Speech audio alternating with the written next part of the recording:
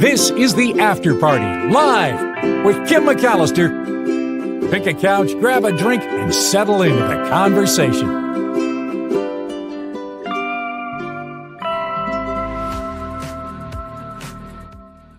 The After Party live on a Trivia Thursday, and my apologies for the tardiness. I was making sure that I had all the pictures lined up for Show and Tell Thursday because you guys have wanted a moment on the show to showcase pictures, and I'm having a problem translating the ones from Facebook over here. So I'm going to give you this right now again, and this is the email address, kim@theafterparty.live.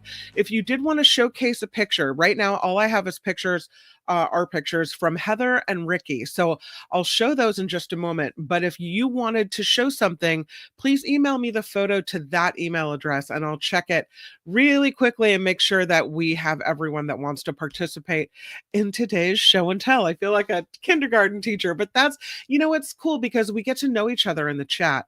And it's a way to just kind of share a little bit more about your life and what's going on. So do want to let you know that that is where I will receive the pictures, kim@theafterparty.live. If there's too many places to look and it's hard to download onto the work computer, then it kind of falls apart. So kim@theafterparty.live, if you did want to participate, please send the pictures to that email address. All right, let's jump right into that because there's some cute pictures I have to show you. The first one, if you want me to show your mango pics, Phineas, you have to email them to that address. All right. I think you sent them to Facebook and I'm having a hard time translating them over. So kim@theafterparty.live is the address. All right. Let's go to, and I saw your chat. So if you wonder why I'm not showing them, that is the reason. kim@theafterparty.live. Look at this. This is Ricky on his motorcycle. He looks fierce, doesn't he? With the leathers and the black motorcycle. Get out of his way. If he's coming down the road, you got to get it. You wouldn't know that he is just the nicest person in the world. You would look at him and go, ooh, he's, again, fierce. Looking good, Ricky, on the motorcycle. Thank you for sharing the picture. Love the bike. Watch for him rolling around your neighborhood. Here's a picture of Heather. Look at Heather. She looks hot with the red car. Heather sent an email in with this. She said she thought it'd be fun to share a picture from Lastwood's Radwood, RADWOOD, Radwood car show. She said, especially since it's happening again next month. Well, July 26th, kind of next month, almost, in San Jose. She said it would be really rad. Get it? To see some chat pals there. For people who haven't heard of it, she writes, Radwood is an annual event celebrating the cars of the 80s and 90s. Cars don't have to be show quality to join in. Honestly, she says the absolute S-boxes tend to get the most attention and appreciation. The most people go in period costumes, as Heather is here from the 80s. So she said it's super fun and really hilarious. This is me, she says, in my car, Biff, a 1991 Buick Riata. Do you mean Regatta or Riata? It's at last year's show. If you're interested in checking out Radwood, the tickets are at radwood.com, RADWOOD. And she said it's a better deal if you actually do enter your old car in the show, because then you have parking covered, admission for 2 people, and a couple coolers in your trunk full of White Claws will save you money at the beer vendors. Off you go. So Radwood, go see Heather at Radwood. Very cool. All right, I'm going to check before we move on to see if anyone has sent pictures in quickly, because I don't want to leave anyone out or make anyone mad or ruffle any feathers. I got Heather and I have Ricky. But if anyone else messages me during the show, I'll try to get those at the end. And that was your Thursday show and tell. Trivia Thursday as well. So that is coming up. But before we get to that, I did want to talk about injecting life on other planets. What could possibly go wrong with this? The question is, should scientists inject Saturn's moon Enceladus with life? There's a new study that says seeding this underground ocean on this moon with microbes could help us learn how to make other worlds habitable. But what happens when you do something like this? Ooh, Tammy, I see green. I did get your green garden pictures. I'll go back and find them. We'll show them at the end of the show. My apologies for not including them. Um, what happens when you do inject another planet with life? Hmm. Researchers say that because there's a likelihood of liquid oceans underneath the surface of moons or planets like Enceladus, Titan, Europa, they're all moons of Saturn or Jupiter, that it would be a good idea to inoculate these planets with life, inject life. They say it could be humanity's first biosphere genesis experiment. This, according to an astrobiologist at the University of Edinburgh in Scotland. They think, though, that Enceladus, Saturn's moon, could be the best place to start with this type of injection of life because it looks like it has all the ingredients necessary to support life as we know it. The study published in Space Policy, the publication Space Policy in February, looks at this injection of life. The question, though, raises ethical issues. How can we be sure there isn't life there already? Would we possibly be disturbing the development of some other type of alien life if we did this? What kinds of experiments would we run? How would we control the possible explosion of life on this planet? What kind of answers would we even get from this? We don't know. What we do know is that NASA's Cassini spacecraft gave us some information about this moon of Saturn. And it flew around a bunch of moons, as many as it could, in the process of studying Saturn from 2004 to 2017. And one of the things that it discovered was plumes of water vapor and ice that were regularly ejected out of Enceladus. And the scientists believe those eruptions are proof and the source of snow that covers the planet, which makes it the brightest object in our solar system. They say they did other flybys that show material ejected from the moon of Saturn contained elements like nitrogen, carbon, sulfur, hydrogen, phosphorus. The plumes have all the major elemental ingredients for life. They also think the plumes were likely supplied by an underground liquid ocean. Now, they don't know if the material ejected from vents comes directly from the ocean, but they say if there is an ocean, it might be able to sustain life. Should we mess with it? I don't know if we should or not. I'm uh I just look at, I guess, sci-fi movies pop into my head, and I think of all the things that could go wrong. Like, what if we create life on this planet that eventually destroys us? Look at these plumes. So that's what the plumes look like. Plumes spray water and ice vapor near the south pole of Saturn's moon Enceladus. Where did that water vapor come from, and would it support life? Maybe there's life there already, right? So that kind of shoots our experiment in the foot. If you did do some type of injection of life on this remote moon, the scientists say you'd want a world that is uninhabited but habitable. And that if it's already inhabited, then any introduction we might make could throw the alien ecosystem out of whack. We've already done this, trying to inject life into places here on Earth. We introduced mongoose to Caribbean islands trying to control rat problems, but then there was a population mongoose boom, and that caused all kinds of problems. Poisonous cane toads were imported to Australia, Hawaii, and other areas from mainland Central and South America, trying to control crop pests, ended up doing big damage to native predators. And so, how do we know what we're doing isn't doing more harm than good? Yeah, we don't know. They're looking at rules and guidelines and talking about ethics. I don't know. The scientists say we'd be giving ourselves a time buffer to fix potential problems, that if researchers contaminated the surface of Enceladus, that they would have a millennium to figure out a way to stop the contaminant from spreading to the underground ocean. I don't know. I think this is possibly a, uh, a bad idea. What do you think?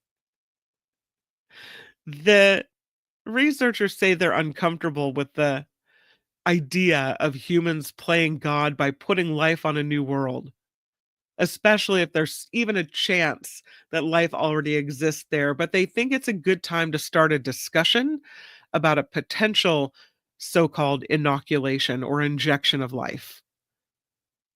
That this study is opening up the door for that conversation. And if they figure out reasonably, they can be sure that there's no life on this moon, then how could they inoculate it? What would they inoculate it with?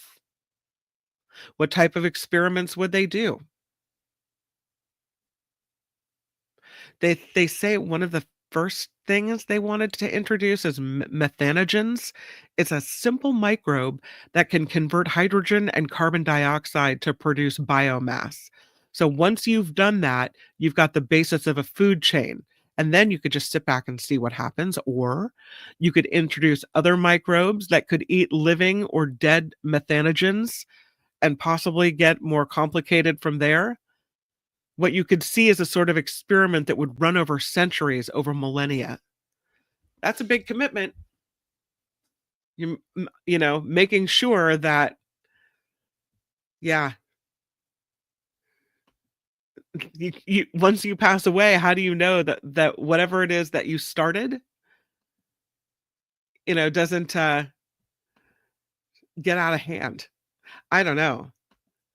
Again, what could go wrong, right? Okay, going to the chat. John says, you just know. Oops, where's John? John says, you just know they'll put something up there and it'll come back to Earth, but bigger and really pissed off. It's the sci-fi movie in us, John, right? We inoculate that planet, something big grows, something ends up being really nasty and coming back for us. Absolutely. I mean, it's the way we end up dying out, right? The Genesis Project, yes. Cameo, as God once said, we are all that. Ren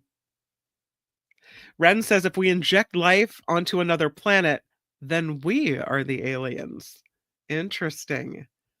Deidre says mongoose instead of mongoose, mongooses. I agree, mongoose. I'll go with you.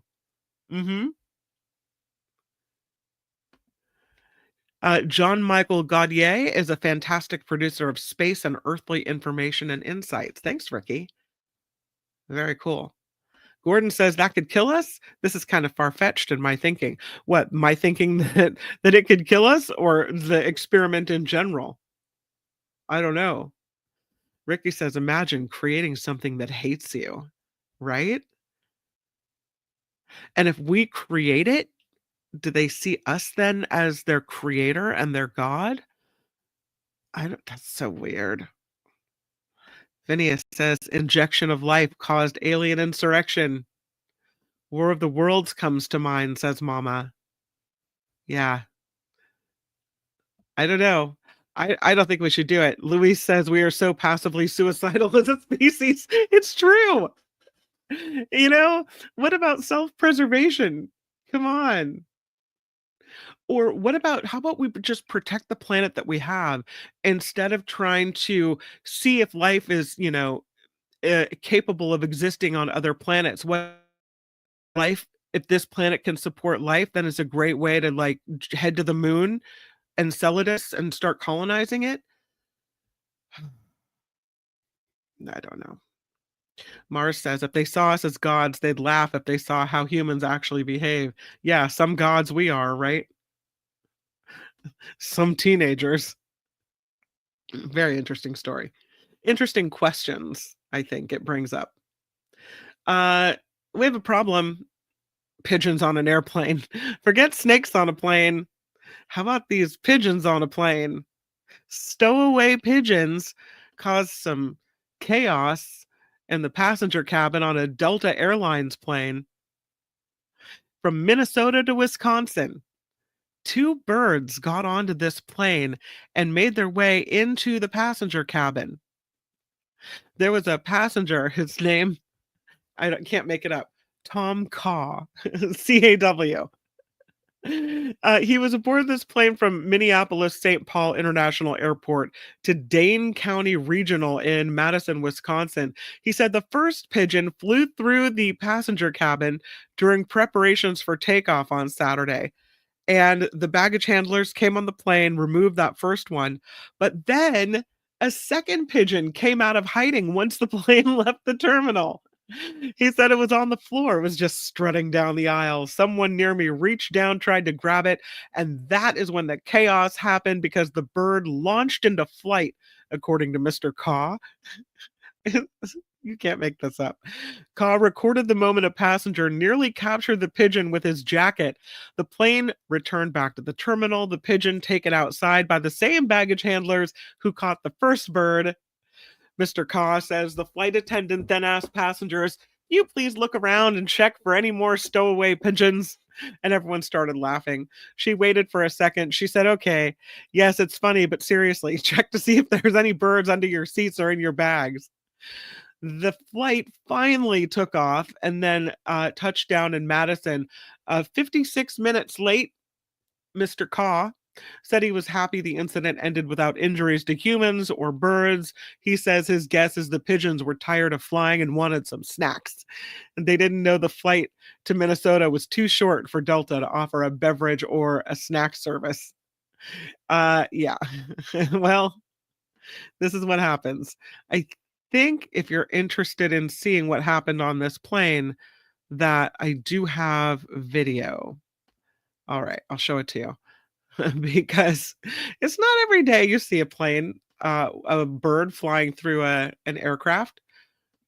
Okay, take the picture down, and then here's what it looks like. Make that bigger so you can see it. And take it off. But the passenger says, a second pigeon was spotted while the plane was taxiing to the runway, and they shared this video with us that was posted on Instagram of that second bird being caught right there. The plane had to return to the gate to let the pigeon off. The pigeon says they guessed the pigeons were tired of flying and wanted snacks. They wanted snacks. Did he catch that? So there you go. That's not something you see on a plane. This is also not something you see. Look at this. Set a new record. This fire flipper. You gotta set yourself on fire and then do a backflip. That's a record. This guy's from the UK. He broke the Guinness World Record when he performed 7 backflips in 30 seconds while on fire. He's a 28-year-old guy. His name is Ryan Looney, and he's a daredevil. He's got multiple Guinness World Record titles to his name. He put on protective gear, and he was fully engulfed in flames. That's always a oxymoron, fully engulfed. Either you're engulfed or you're not. People say fully engulfed, and it's kind of like unnecessary. But he was engulfed in flames for this bit of acrobatics. He said, "I was actually freezing." He was wearing a couple of layers underneath, soaked in a gel, and put in a fridge for 24 hours to help protect him from the fire. So he was super cold. But he successfully set the record for the most standing backward somersaults in 30 seconds with a full body burn underway, and was immediately sprayed with a fire extinguisher and wrapped in a towel to extinguish these flames. He said there are so many records for full body burns that he didn't even think he could have a chance at touching it.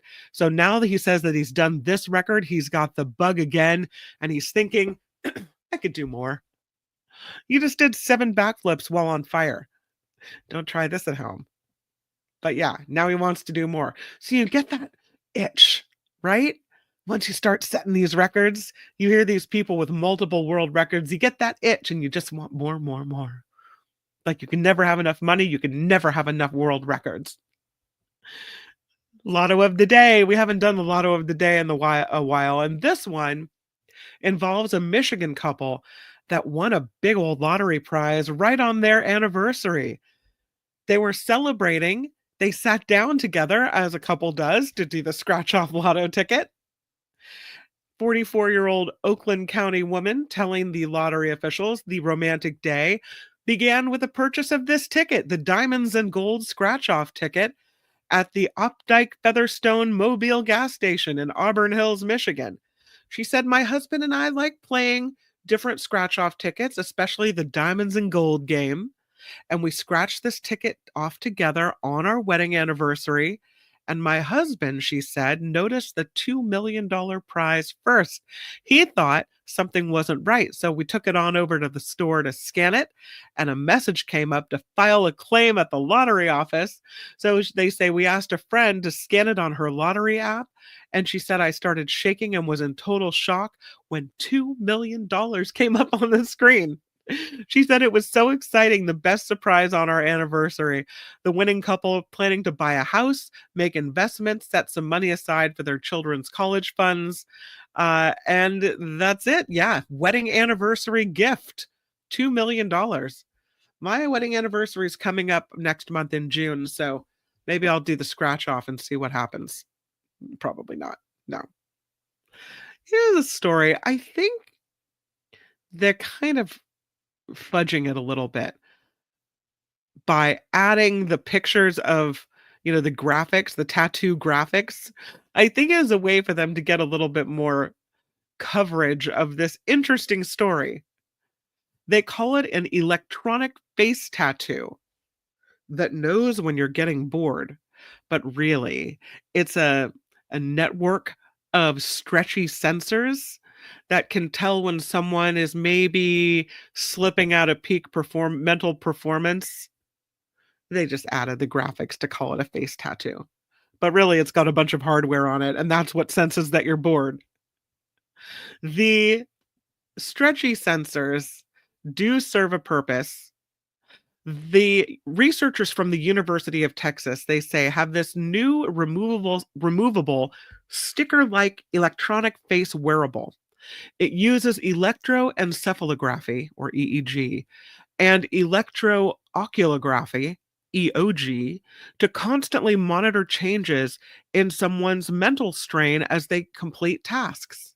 So in theory, what they're calling an e-tattoo could ensure that air traffic controllers or other workers in high-stress environments stay in the zone of mental exertion, not so much that it causes errors, but not so little that it leads to boredom and distraction.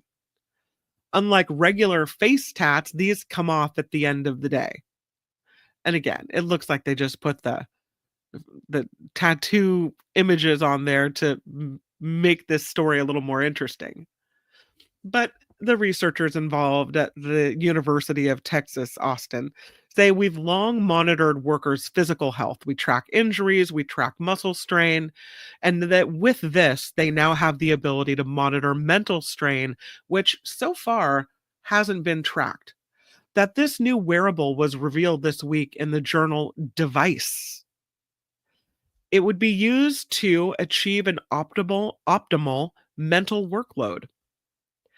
It refers to the overall amount of cognitive effort that a person exerts to complete their tasks. So it's different for everyone, and it's different for every type of job that you have.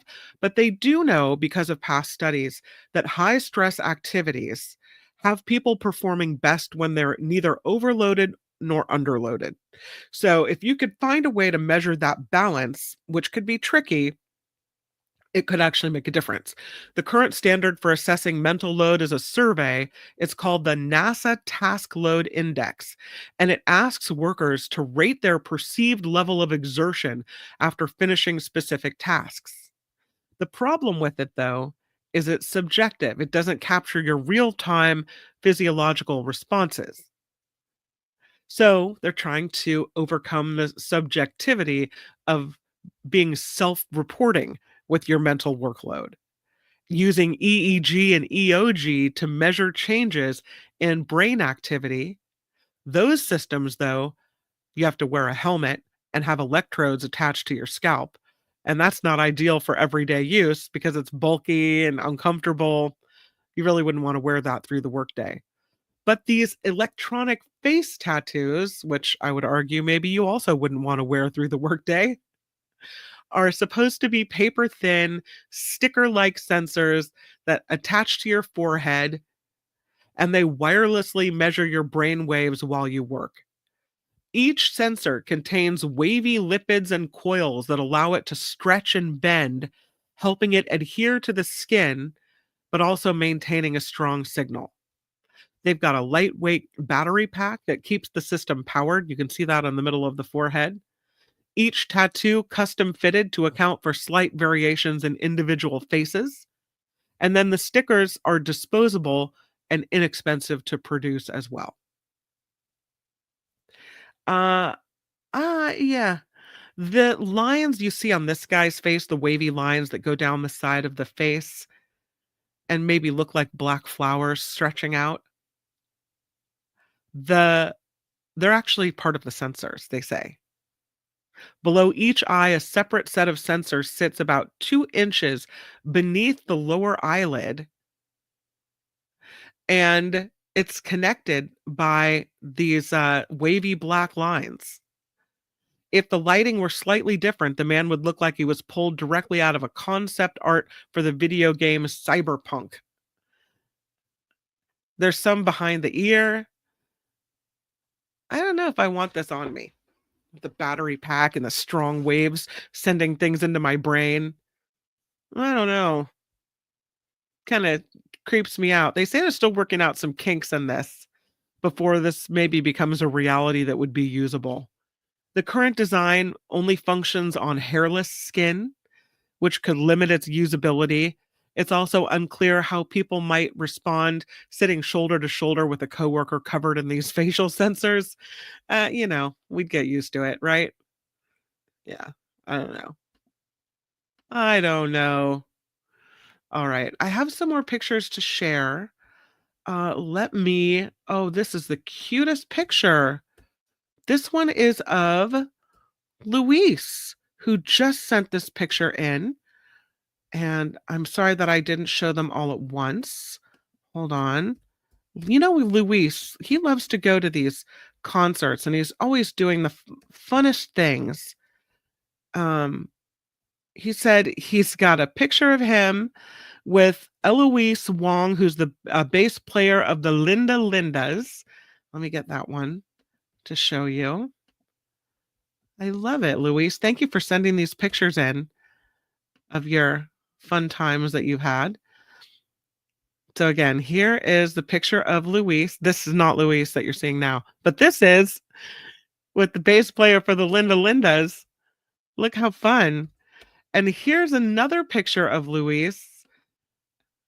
Enter this one. And this is Luis also hanging out with a bunch of musicians. It's a picture of Luis with the Silver Sun pickups.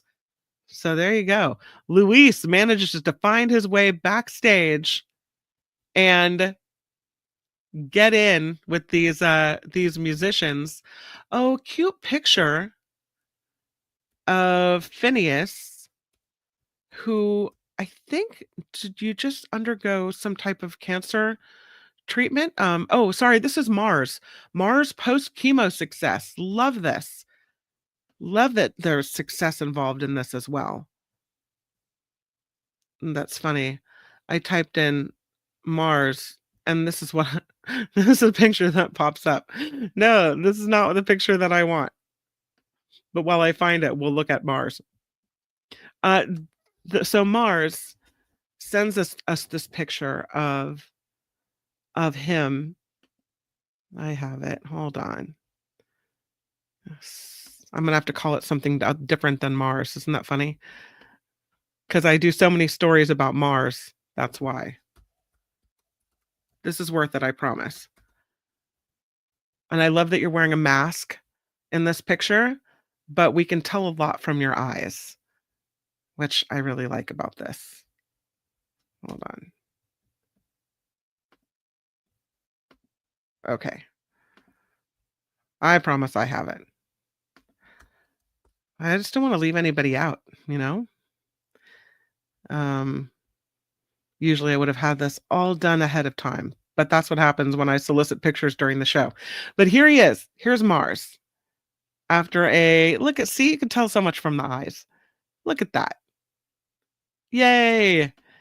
There's Mars. Post chemo success. Love that.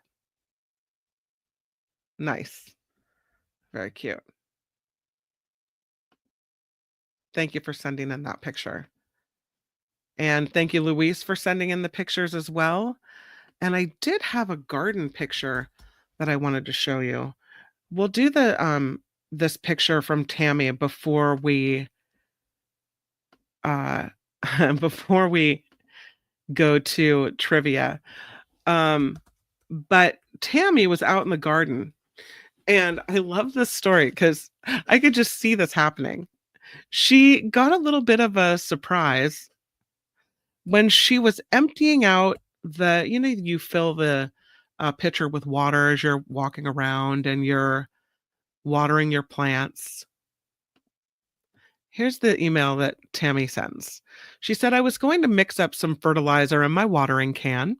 So I noticed some icky water and leaves and dumped it out to start fresh. Well, the spout was clogged, she says, and it seemed really heavy. So I shook it and nothing happened. So I shook it hard again and it gave it a tap or two. But to my surprise, instead of a clump of soggy leaves, 2 tree frogs came out. And she said the first one was huge and it jumped far into the bushes. And I also jumped along with it almost as far. And then she says this little green fellow came out and he hung around long enough for a few pictures until the dog came around. She said, I'm going to name him Kermit. And so there's Kermit that hopped out of the watering can in the garden. It's always a fun time out in the garden with Tammy. I love the story. I love the picture. Thank you for sharing. So we have Tammy, Mars, not this Mars, Luis with the band, Luis with the bass player. Look at you. Looks good. And we had Heather with the hot car, and we had Ricky with the hot bike. I love it. Thank you guys for sharing. What a great time. That was more fun than I thought it would be. Thank you for sending all those pictures. Okay. Oh, Gordon sent one too? Gordon, I didn't see it. Let me look really quickly. All right, Gordon. I don't want to leave you out. Did you send me the last thing I have from you, Gordon, is waterfalls. You said China has some great waterfalls. I don't have an email from you. Kim at the afterparty.live. If you can send it, resend it to me, please. And if I can get it this show, then I will show it after trivia. But if not, then we can do it next Thursday. But please resend it because it doesn't look like I have one from you. Don't Facebook me, email me, Kim at the afterparty.live. And Harry for the $5. Is it the after party or a continuation of the main party? I would say it's an after party, But thank you, Harry. Thank you for the $5. I appreciate that. Okay. Let's go to, you guys ready for it? Trivia Thursday. I hope you like the topics I picked today. Trivia Thursday. Yeah. That's what we've been waiting for. Okay. So I'm going to the chat. I'm getting myself ready. Are you guys ready? Harry, says Ricky. Thank you. Okay. The first category is going to be literature trivia. Are you ready? It's not the only category today, but it is the first. Who wrote the novel 1984? We'll start with a softball. Who wrote the novel 1984?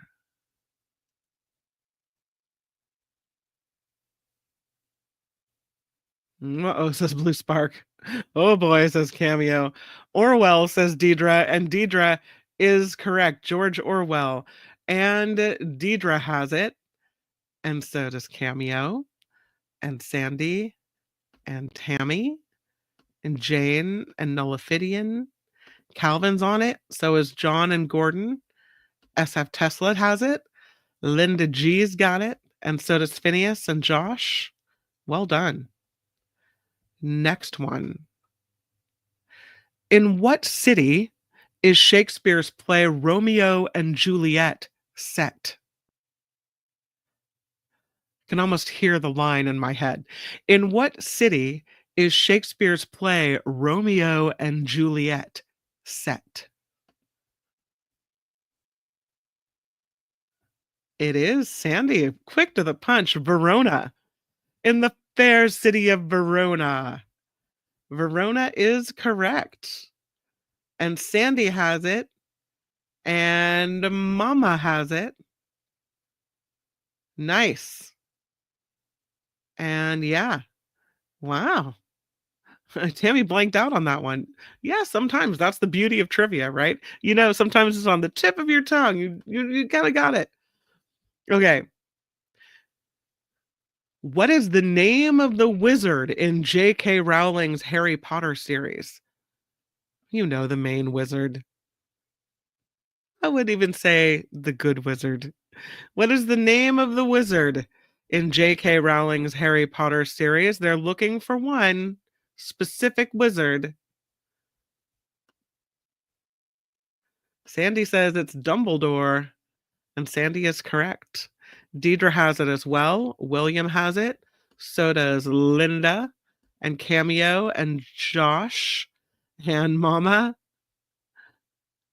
Dumbledore is correct. What is the title of Jane Austen's novel about the 5 Bennet sisters called? What is the title of Jane Austen's novel about the 5 Bennet sisters called? What is the title?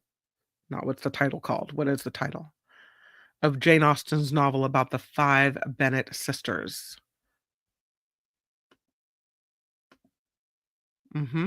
I see it. It is called Pride and Prejudice. Deidre has it right. So does Mama. So does Donna. Good job. And Mama says that's one of her all-time favorite books. Well done. And the next one. Who wrote the novel The Great Gatsby? Who wrote the novel The Great Gatsby?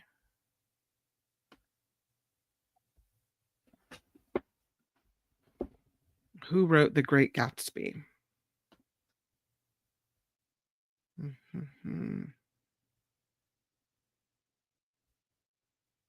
Fitzgerald wrote it. F. Scott Fitzgerald, as a matter of fact. A very depressed author, says Cameo. Yes, Donna has it. It was Fitzgerald. I don't know. I'm not getting a lot of participation today. John says I need to read the classics. Don't we all need to read the classics? All right, I'm going to keep going with this. What is the name of the magical creature in Tolkien's The Hobbit? What is the name of the magical creature in Tolkien's The Hobbit?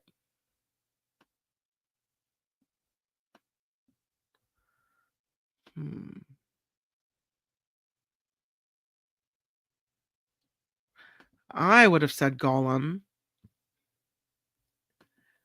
Smeagol, Gollum, Balrog, Gollum, a Treebeard, a Gandalf.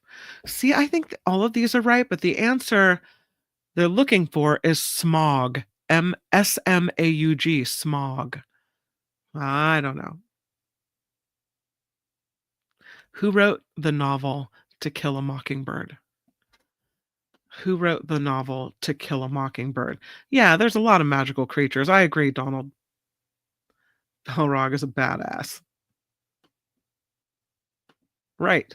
I don't like that question. We'll move on. Who wrote the novel To Kill a Mockingbird? I see the answer pop up. It is Harper Lee. Jane O. First to the punch on that one. Well done, Jane. Harper Lee A lady says Blue Spark. It was Harper Lee. Linda says Harper Lee. That is correct. So does William and Mama and Blue Spark and Walnut Creek. Nice. And Deidre says my brain stopped. I used to teach this book to 8th graders. Okay, next one. And a lot of us, for a lot of us, this author is local, right? Who wrote the novel The Grapes of Wrath? Who wrote the novel The Grapes of Wrath? I love how you guys support each other. That's awesome. Who wrote the novel The Grapes of Wrath? Yeah, Steinbeck is right. And Sandy has it. And so does William. And Linda G. And Noliphidian and Blue Spark and Walnut. Jane O is in there. So is Gordon. And Harry and Tammy and Mama. And Mindy is on it. And so is SF Tesla. Steinbeck is the answer. What is the name of the heroine in Charlotte Bronte's novel Jane Eyre? What is the name of the heroine in Charlotte Bronte's novel Jane Eyre?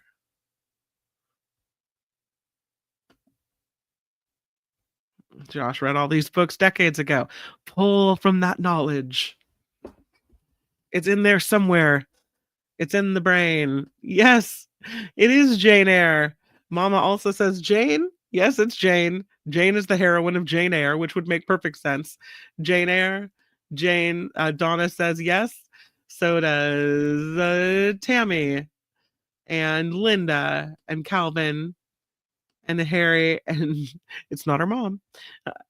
And Jane. That was kind of a trick question, wasn't it? That was rude. It was too easy. I thought it must be wrong. Okay, next one. Who wrote the novel The Color Purple? Who wrote the novel The Color Purple?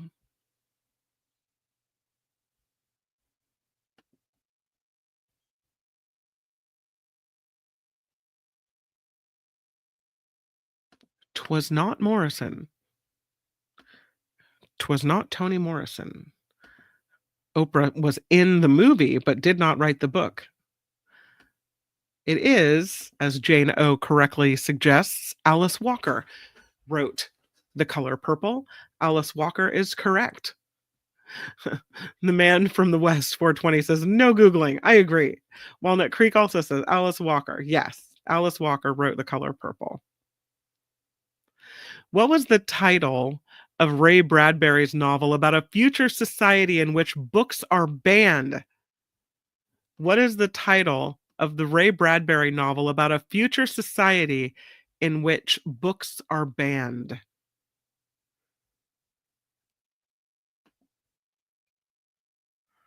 You guys got that one pretty quickly. Cameo says 451. I will accept. Deidre says Fahrenheit 454, a typo. It is Fahrenheit 451. I will accept. Maud says Fahrenheit. Yes. Harry says Fahrenheit 420. We know where your mind is. Fahrenheit 451 says John. I'll accept all of them that even look an inkling like Fahrenheit 451. Yes. Noliphidian and Linda has it too. And Brave New World. Josh. Ooh, look at that. That is a great way to shorten up that answer and get it in there quick. Yes, F451 is correct. Donna has it. I'll accept it, Calvin. Jane has it. Tammy has it. The man from the West 420 has it. So does Deidre. It's okay. I accepted it anyway. Phineas and Tesla. And it was a weird movie. John, Alabama 2025. Sandy, Fahrenheit 11,780. Well done. Well done. Who wrote the novel The Bell Jar? Who wrote the novel The Bell Jar?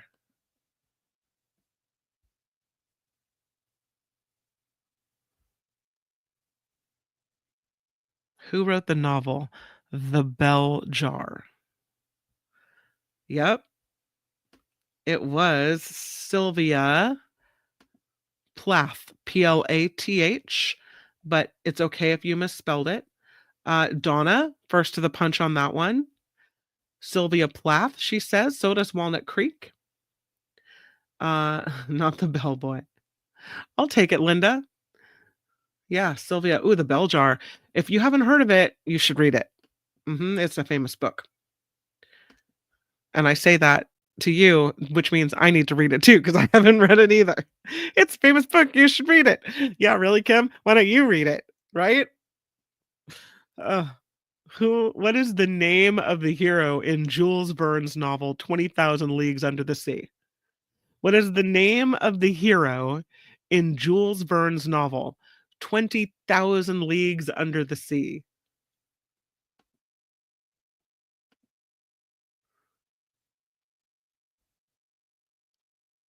Linda read it. I'll take it. It is indeed William Martinez, I believe, is first to that. Nemo. Captain Nemo is his name. William has it. And Nemo is his name-o. Cameo has it, too. And so does Nullifidian and John Slade and Calvin and Sandy. And Jane O has Nemo. And Walnut. Linda. Yeah, good job.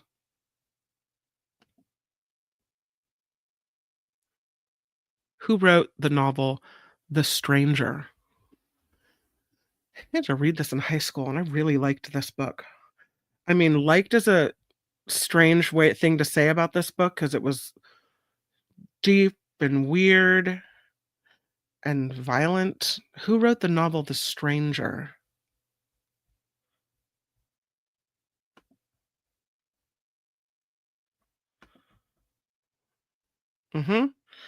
Yeah.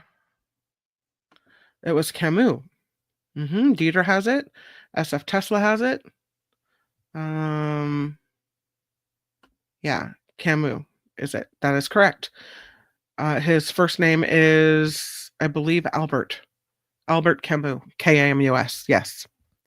This is right. Who wrote the novel The Sun Also Rises? Who wrote the novel The Sun Also Rises?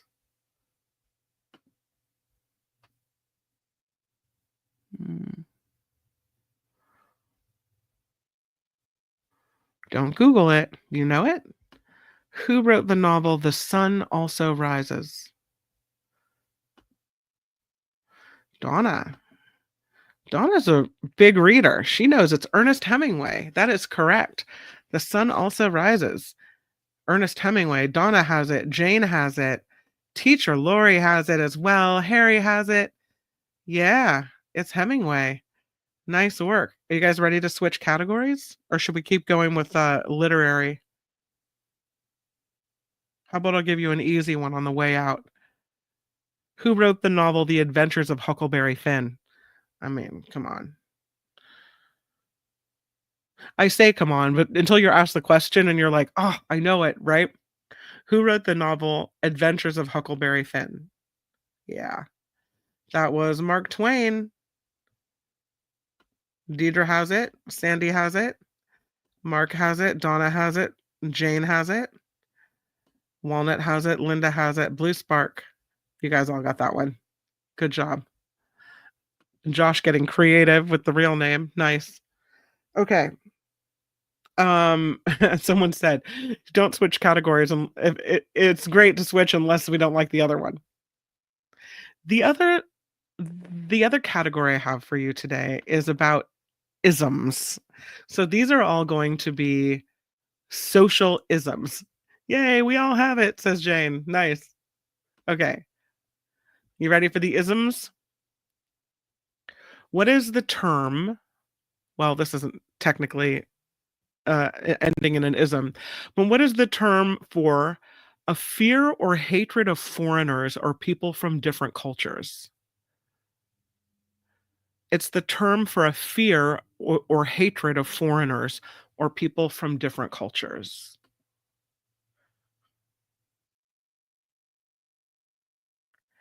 John has it. That's xenophobia. That is correct. John Slade and Nullifidian has it. And Deidre has it as well as Mama has it. Yes. And Harry and Walnut and Linda and Josh and Calvin and Lori and William. Nice. You guys, this is good. Off to a great start. What is the term for discrimination against people based on their age? The term for discrimination against people based on their age. Most of them do end in ism. My apologies. Ageism. Yep. But at first it was Sandy says ageism. Yes, Sandy and Deidre and Cameo and John Slade and Donna H. and Gordon and Nola Fidian and William.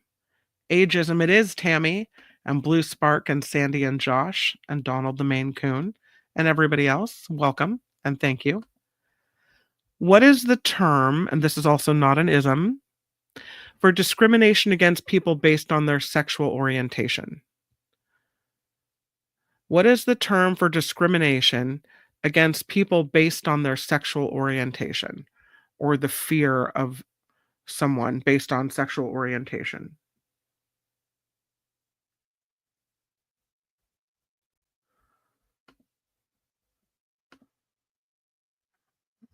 Yes, Linda says it's homophobia, and Linda's correct. Deidre says homophobic. Yes. John, homophobic. Yes.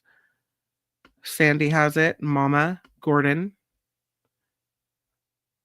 Hemophobia? I know what you meant. Yep. Cameo and Donna. Well done. Next one.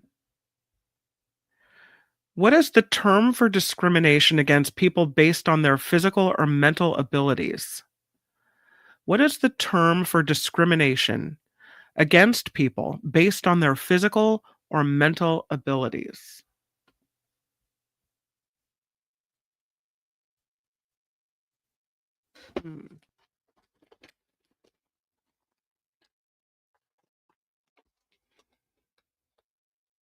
See if you guys can get it. Discrimination against someone based on their physical or mental abilities. Ableism is the answer, and Sandy has it. Yeah. Ableist, ableism, I'll take it. Josh has it as well. So does Gordon.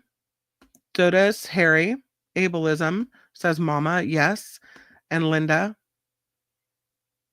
Bullyism is probably accurate as well. Donna says ableism. That is correct. Ableism. That is correct. The next one.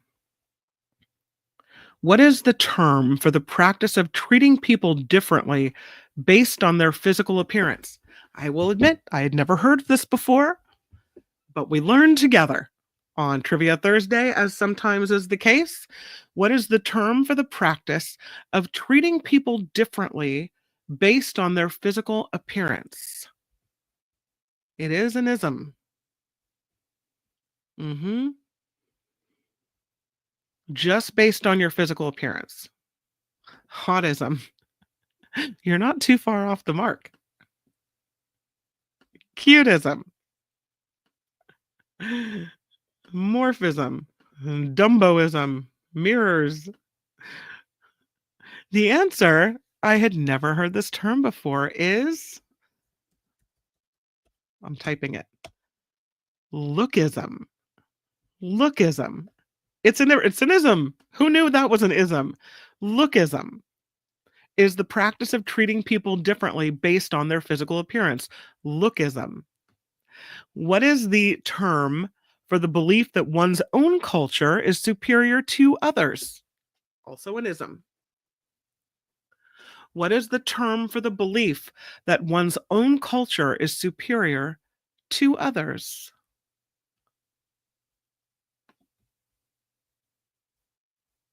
Me neither, Linda.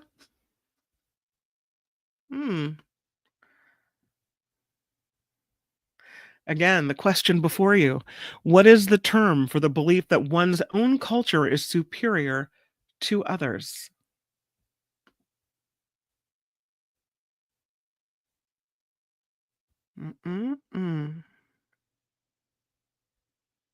Nope. I am not seeing it. Maybe because I need to refresh. Nope. Your own culture is superior to other cultures. That would be called ethnocentrism. Ethnocentrism.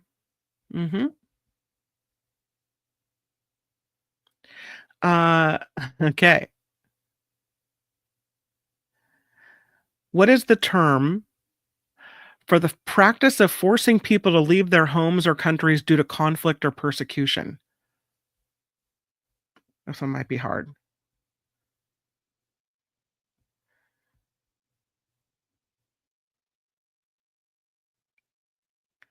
Again, the question is the term for the practice of forcing people to leave their homes or countries due to conflict or persecution. The answer is forced displacement. Refugeeism would have been good. Not an ism. Refugeeism. I like your answer better than the one that's given here, to be honest. What is the term for the use of derogatory language or attitude toward people based on their nationality or country of origin? Not what I thought this word meant. What is the term for the use of derogatory language or attitude toward people based on their nationality or country of origin?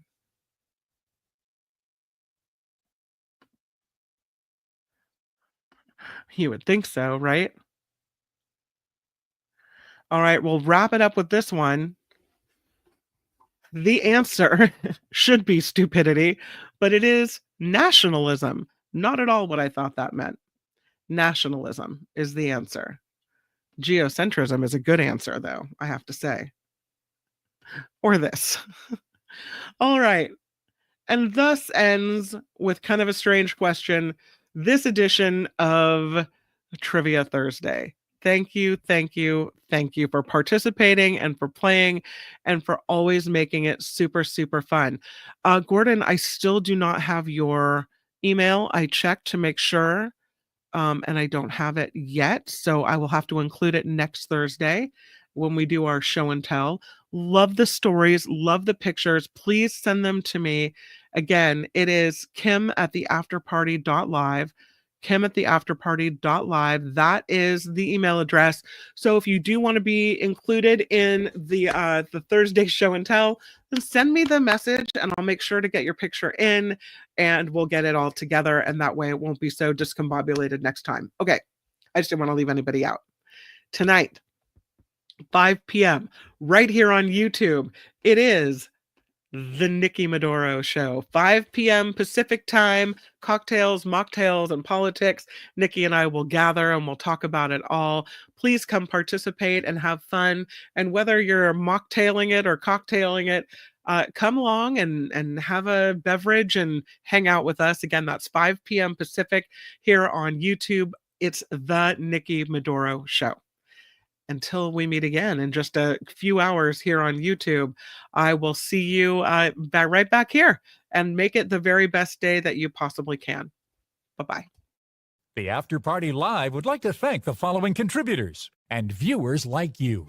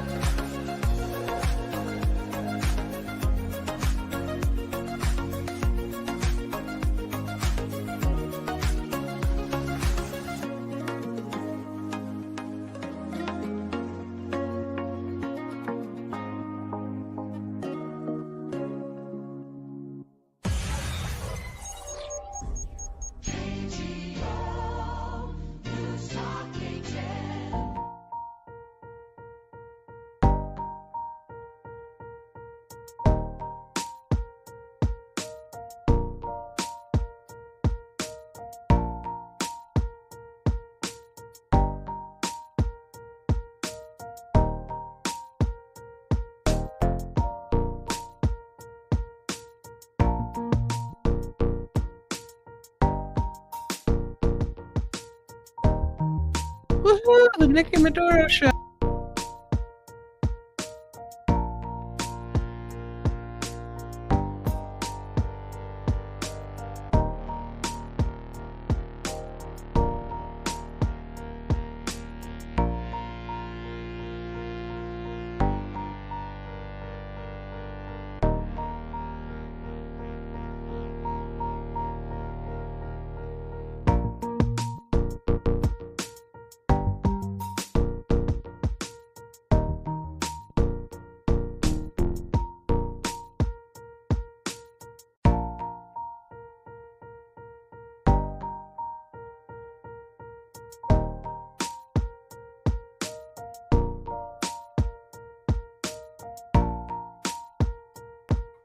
Thank you, Mars, for the $5. Thank you.